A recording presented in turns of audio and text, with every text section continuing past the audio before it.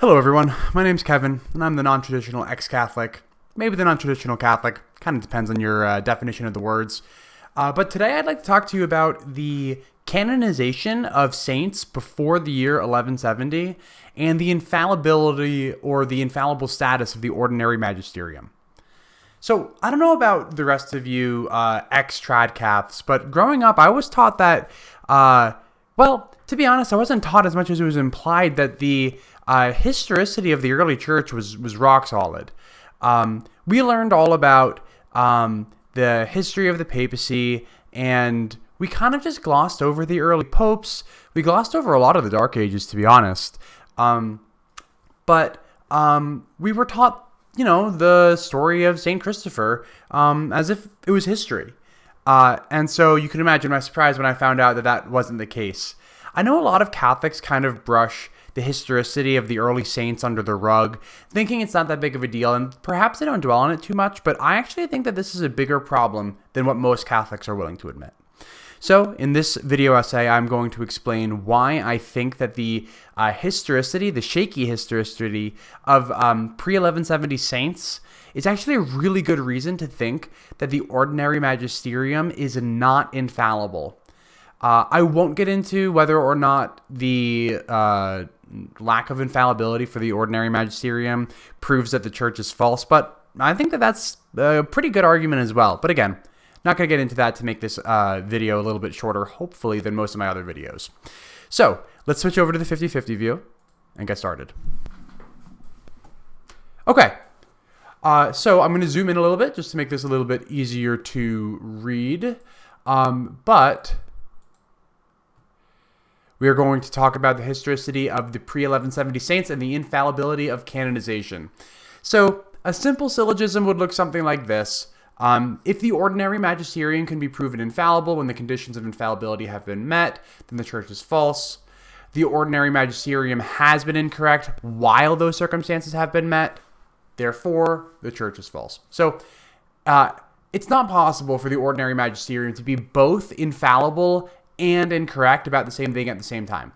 Therefore, if both premise 1 and premise 2 are correct, then we should at least be skeptical of the infallibility of the ordinary magisterium. At least. So, defending claim 1. If the ordinary magisterium can be proven infallible when the conditions of infallibility have been met, then the church is false. Well, maybe I won't address the church is false so much, as I will just discuss the actual conditions under which the ordinary magisterium is supposed to be infallible. The claim that the ordinary magisterium is supposed to be infallible, at least under certain circumstances, should be uncontroversial. According to an article from EWTN called Understanding the Infallibility Teaching, the Second Vatican Council states that 4 conditions must be met for an infallible exercise of the ordinary magisterium. These are 1. That the bishops be in communion with one another and with the Pope. 2, that they teach authoritatively on a matter of faith and morals. 3, that they agree in one judgment. And 4, that they propose this as something to be held definitively by the faithful. We can follow that EWTN article. Here it is. Understanding the Infallibility Teaching. And here's those 4. This is the direct quote. Although EWTN doesn't actually cite which document they specifically pull this from, I think that they're referencing Lumen Gentium, paragraph 12. Let's open up Lumen Gentium, and if we scroll down to paragraph 12, let's see, starts here. I've copied that over here. This is paragraph 12 here. The holy people of God share also in Christ's prophetic office. It spreads abroad a living witness to him. It goes on. But this section of Lumen Gentium talks about the special property by means of the whole people's supernatural discernment in matters of faith, when from the bishops down to the last of the lay faithful, they show universal agreement in matters of faith and morals. So the EWTN article is not copying Lumen Gentium word for word, but it is distilling, I think, the main principle. So this shouldn't be controversial. the ordinary magisterium can be infallible under certain circumstances. Okay, so if it's not controversial that the ordinary magisterium is supposed to be infallible, well, now let's move into the specifics. So you might notice that I've only been calling out pre-1170 saints. Why the year 1170 AD? Well, the reason I chose the 1170 cutoff date is because after 1173, canonizations became a matter of papal authority. Prior to 1170, canonization was a much less formal process and was essentially left up to individual bishops. I'll post a blurb from Wikipedia, the Wikipedia article on canonization here. So, Hugh de Boves, Archbishop of Rouen, canonized Walter of Pontoise, I think that's how you pronounce it, or Saint Gautier in 1153, the final saint in Western Europe to be canonized by an authority other than the Pope. The last case of canonization by a metropolitan is said to have been that of Saint Gautier, abbot of Pontoise or something, the Archbishop of Rouen. A decree of Pope Alexander III in 1170 gave the prerogative to the Pope thenceforth, so far as the Western Church is concerned.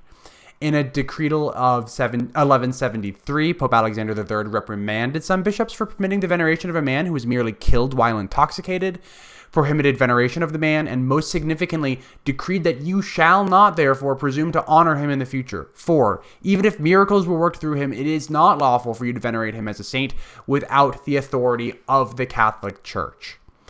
While theologians disagree as to the full import of this decretal by Pope Alexander III, either a new law was instituted in which the Pope was then for the first time reserving the right of beatification to himself, or an existing law was confirmed. But either way, after 1173, the power belonged to the Pope alone. All of this to say, canonizations after 1170 belong to the extraordinary magisterium, and canonizations before 1170 could belong to the extraordinary magisterium, but could also belong to the ordinary magisterium. My post's scope is squarely about the ordinary magisterium. I will not be discussing the extraordinary magisterium. With that out of the way, I would like to highlight certain pre-1170 saints who meet two conditions. First, they satisfy the modern Vatican II conditions, Lumen Gentium conditions, for having been canonized in an infallible matter.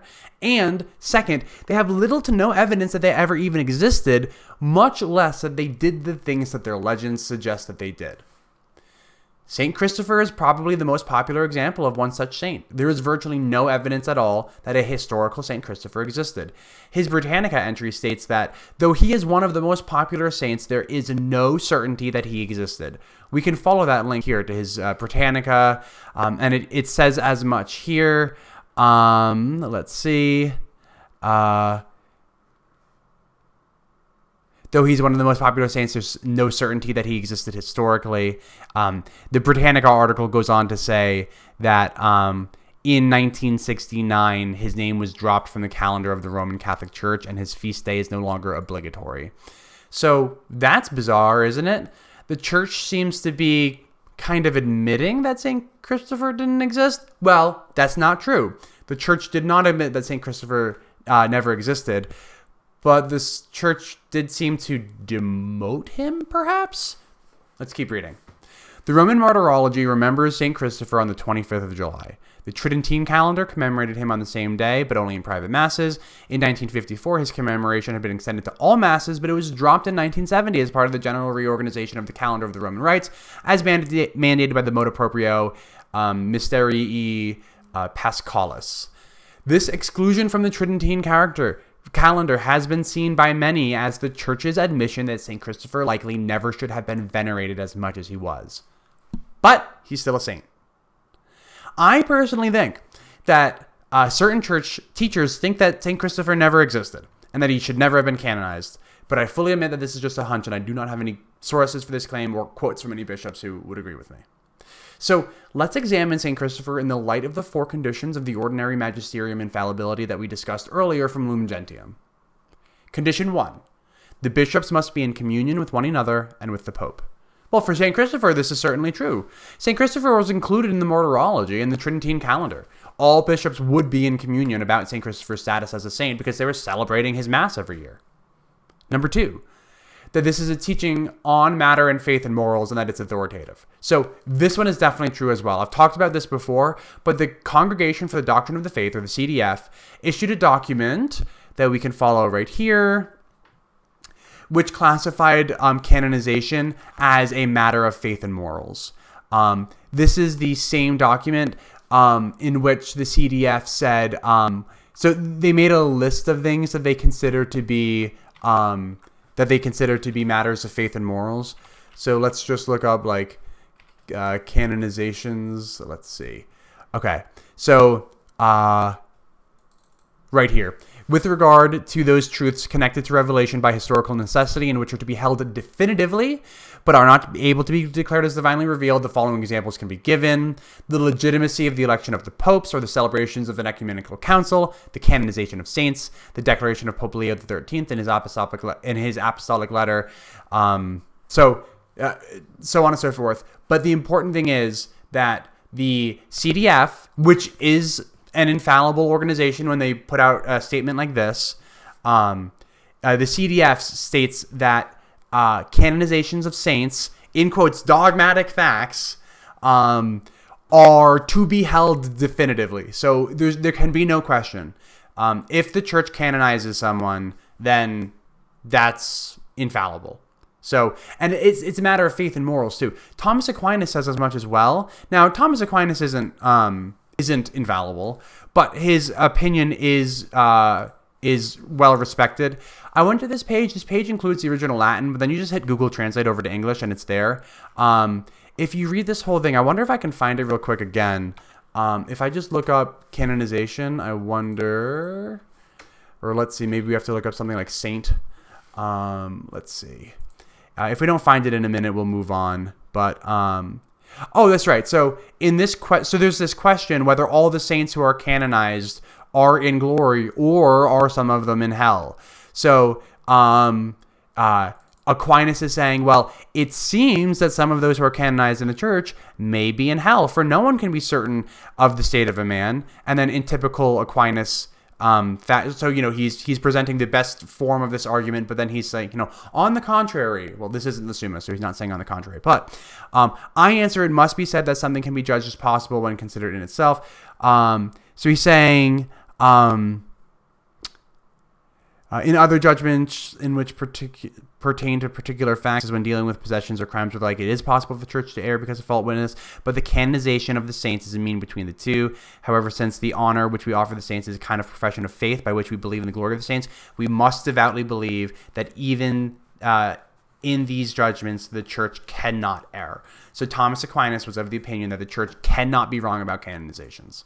So between the CDF and Thomas Aquinas, I feel confident in saying that Catholics should believe that canonizations are a matter of faith. Because they're a matter of faith, they satisfy condition 2, teaching authoritatively on a matter of faith or morals. Condition number 3, that they agree in one judgment. Again, true, for the same reason as the first condition, the martyrology. All of the bishops would be celebrating the same Mass on the same day for the Tridentine calendar, and he's in the martyrology, so he's in the martyrology. The whole church was united in agreeing that St. Christopher was a saint, and then that they propose that this is something to be held definitively by the faithful. So the CDF has clarified this for us, and as far as I'm concerned, that's it. And the entire purpose of canonization is to let the public know that they can venerate a saint. So a saint wouldn't be canonized if this wasn't something to be held definitively by the faithful. The CDF has clarified this, so I'm confident that these 4 conditions have been met. So if I'm correct here, St. Christopher's canonization should be infallible, yet he seems to have never existed. This is problematic for the church. Assuming that I'm correct about everything that I said, I think that the best possible path forward for a Catholic would be to deny the infallibility of the ordinary magisterium. This is obviously a massive blow and not something that's easily done by Catholics, so I do expect pushback. But for good measure, I'm going to list a few other saints who I believe also satisfy my criteria of pre-1170 canonization and doubtful historicity. So Saint Veronica, we can view her New Advent, her New Advent entry here, and New Advent is a Catholic source, so I'm not like quoting from, I'm not quoting from, some atheist source or something, but you can read here, these pious traditions cannot be documented, but there is no reason why there is no reason why the belief that such an act of compassion did occur should not find expression in the veneration paid to one called Veronica, even though the name has found no place in the oldest martyrologies. So New Advent is trying to kind of save face here for the church a little bit. So New Advent lists Saint Veronica as being in the martyrology while also admitting that all of the pious traditions about her life have not been documented. She's not in our oldest copies of the martyrology, and there's no evidence that she existed. Saint Eusephine is the same way. Let's look at her Catholic.org entry. It states that the traditions of her life. Let's read this. Oh no, I don't care. Let's see. The tradition is duplicated in other lives of saints and is not considered valid. Again, from a Catholic source. So Saint Eusephine was included in the Tridentine calendar on January 16th. So she satisfies the same conditions as Saint Veronica and Saint Christopher. She should be infallibly canonized, yet she probably didn't exist. What about St. Catherine of Alexandria? She's been widely regarded as mythical since the 1800s. Her feast was removed from the general Roman calendar in 1969, but restored in 2002 as an optional memorial. No mention of Catherine of Alexandria is known from before the 9th century, and her historicity is doubtful. We can view her Wikipedia article.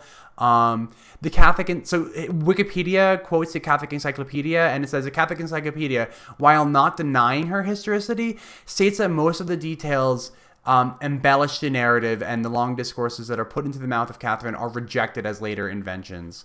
According to the Encyclopedia Britannica, no mention of Catherine of Alexandria is known from before the 9th century, and her historicity is doubtful. So I've just covered 4 saints: Saint Christopher, Veronica, Eusephine, and Catherine of Alexandria, who all satisfy the 4 conditions of infallible canonization by the ordinary magisterium, and yet likely did not exist.